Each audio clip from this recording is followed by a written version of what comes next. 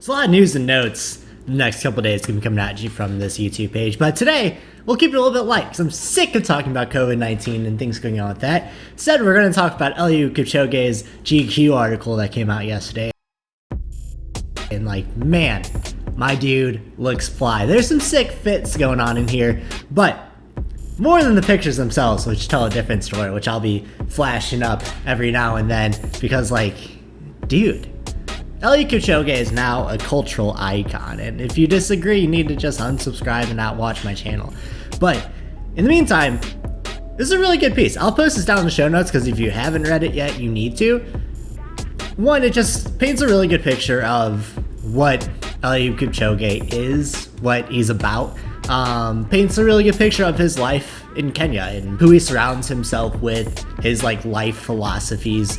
If you don't know, I'm a really big Eliud Kipchoge fan, and this was just something that I really needed when I woke up yesterday morning. And just the way that they describe how they go about the workouts, and just Kipchoge's general philosophy on life, and the way that he can speak to things is pretty impressive. There are a couple really awesome quotes I want to pull out of this article. Him explaining his camp, explaining the people that he surrounds himself with. He says, "You cannot live alone in this world.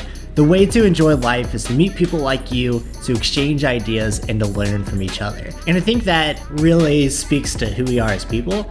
And it's hard right now because we are social beings and we want to be around people, but with COVID-19, we have to stay as isolated as possible. So to see a piece like this, it kind of reminds us of what life can be, obviously with social distancing and with wanting to minimize every risk possible.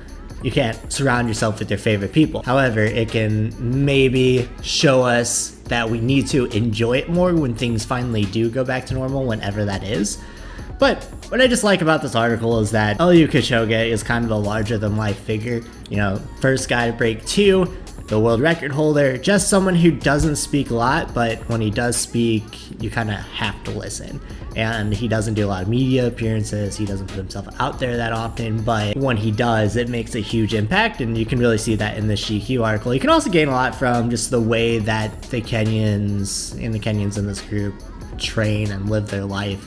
You can see that it's just a full body and full, just all-in approach. Everyone's bought into it. Everyone's bought into the training style. All they do is run, get ready for the next run, do chores that make you kind of feel a little more grounded. One thing I like about their group is that even though in these pictures Eliud is obviously wearing, quote, expensive clothing, whatever. It's funny because this one that I'll post up on the picture now, he's wearing this $300 pair of pants, $400 jacket, and then $25 Nike socks, which is pretty fantastic. Everything that Eliud Kipchoge is just a man after my heart. But what's important to note is that everything they do is designed around staying grounded. Eliud Kipchoge, the difference between him and Mo Farah is night and day. When you have your world champions, Mo Farah is all about flash, all about putting himself out there. Eliud Kipchoge is more of, I think of him as a monk more than anything. Someone who is reserved, is within himself, but everything he does is about meeting the goal, is about getting the most out of himself, being the best runner he can be. And it's pretty cool to see because you don't see these kind of pieces about Kenenisa Bekele as much. I think just because he's the first man to break 2, he's kind of this mythical creature, this mythical runner right now.